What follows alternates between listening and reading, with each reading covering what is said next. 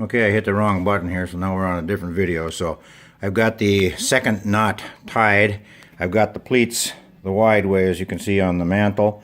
And then I'm going to take a nice sharp scissors and cut these both off. A lot of times people will leave those dangle and they won't burn away, and then they'll eventually go down here and wreck your mantle. So I'm going to cut those off, and then if I pause instead of stop this time, we're going to fire it up.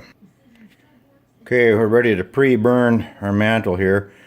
Before you do that, I should mention, if you can, you should be outside or in your garage on your tailgate or something like that, because the stuff is stinky. The Coleman, as I mentioned, does not have the, I think I call it yttrium in it, so it's not radioactive, but it sure does stink and probably isn't really good for you. So I open a window and put on my exhaust fan. Well, I didn't have an exhaust fan for the first 35 or 45 years when I did this, and look how I turned out. Huh? Okay, we're going to burn her off. Get her good and even. That'll take about a minute to completely settle down. You don't want to go put gas on it right now. You want to let it do its thing. It'll shrink up a little bit, be about the same size as the other one. And I successfully put one mantle on while the other one was already burned and didn't touch it, because all it would take is a touch and there went a $2 mantle. So we're going to give that a minute or so. Here's the Peerless mantles I mentioned. They call them a 2CHG for double mantle lamps. I've used them on single. They're good for up to 250 candle power, which should pretty well take care of everything. I've used them on 300 candle power, I think, on my Canadian lamp, and it works just fine. Okay, we're going to go ahead and fire up now that we got both mantles on. You'll see the new one I put on shrink up. And if you can hear this, I don't know if you can, you'll always get air first, and as soon as you hear spitting, which is right now, that's what you're going to see. So I'm still just at a quarter turn. I have no idea what the condition of the fuel pickup tube is down inside. So if we had a dim burn, you could probably assume that there's some crud down in there, in which case I would take a little bit of 3 squirts of carb choke cleaner, squirt it right into the fount and run that through. In fact, that's probably what I'll do with this one now that I kind of know, because it can't hurt and all it can do is help clean things up. So it looks like we have a good burn. Flame has settled down, so now we can open it all the way up here on the fuel valve. It's coming to life here pretty good. I'm going to give it one prick of the needle. So what that did is that sent that pricker rod up through the orifice, cleaned it out of any impurities, and you may have to do that a few times till you get a few tanks run through this lamp here. Lantern, I should call it. By the way, it's a lantern if it has a bail handle, and it is a lamp if it sits on a table like a table lamp. Just FYI. Now I'm going to give her a few extra pumps and clean up the globe and see what it looks like. Okay, we've got a good running 220F here. Everything's nice and bright. There's no flutter, no flicker, no nothing. So the only other thing I'm going to do here, now that I got things cleaned up, is you can see the vent has the typical owies there on the very, very top. Well, that's a porcelain enamel on there. And when that vent nut goes on there, it should have had a washer, I always thought. So if I have enough stem there, I put a washer and a split ring washer, so I got a little bit of a cushion or a sponge going there, and that would prevent that. But I just put them on all the time regardless, even though the damage is already done. There you can see the washer assembly. Flat washer first, split ring second. Here's what I'm using: 3/16 flat and a 1/4 inch split. One more thing I always do is put a little bit of rubber tape right here on this bail and see if I can tip it without getting burned. Sorry. You can see where it makes that scratch, just like all Coleman seem to have, that little scratch in the paint down there.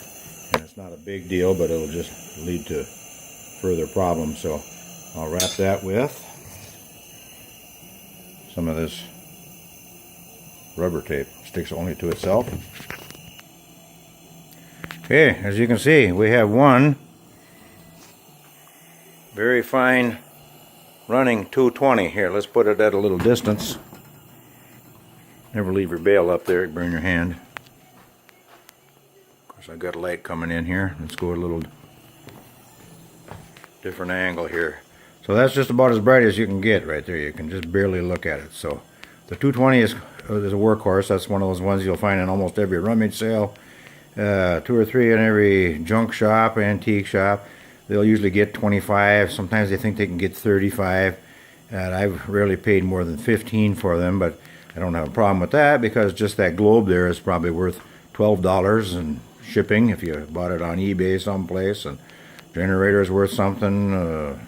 Every little part in there, there's like 80 of them, I think, something like that. Some people go around and buy up collections and do nothing but dismantle them and then sell the parts off. So they might buy a $5 lantern and take in, 250 or something like that. So I'm going to give you just a quick tour of the collection here.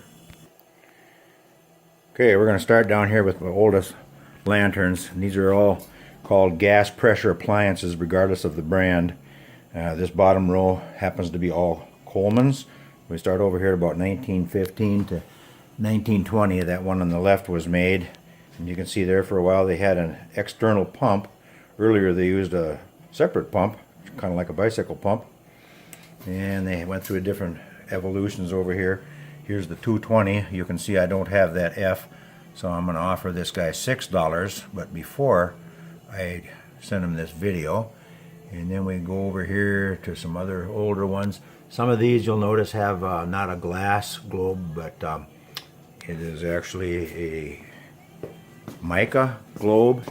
And remember, without that newer generator that you can't get into, they came up with a way to put a door on there so you could get your match in there to light that thing without taking everything off. So that was kind of another innovation. Here's the 228 big hats.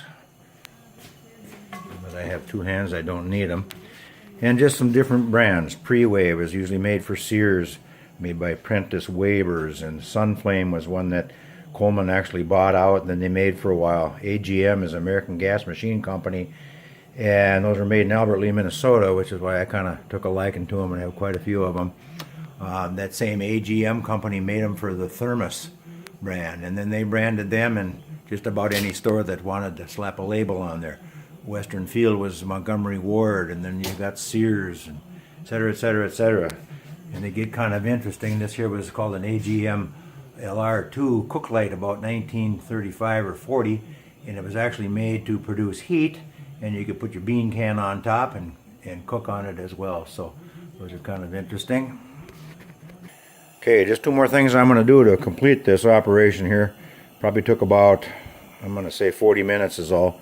$80, and I suppose I'll charge him about $65 if he doesn't sell this thing to me for $6. But on the bottom where the steel sits on steel or cardboard or wood or who knows what, it almost always rusts. So I use some of this Rust-Oleum rust inhibitor and spray the bottom. In fact, I'm going to give the whole thing a bath down in here. So as you can see, some of the paint is chipped, and that should be treated, so that will just inhibit any rust that's lurking out there or thinking about it. And then I'm going to shut her down and give her a blast of that carb and choke cleaner and probably run about a half a tank through it and come back in an hour and see how she's running, and that should do it. Oh, one more thing. When you shut this down, some people think you can just do it like that and put the pricker up there and let it go out, but the experts say, at least Coleman says, shut it off by the gas valve and give it that minute or so to shut off by itself. And I think the reason for that is they want everything burned out of everything from the generator all the way up. Otherwise it might sit for another 5 years and you've got this dinky amount of Coleman fuel, aka white gas, sitting in there just turning to crud. So also do not use unleaded gasoline. That'll plug up the generator in a heartbeat, and they're getting to be anywhere from $15 to $35 nowadays. So bye now.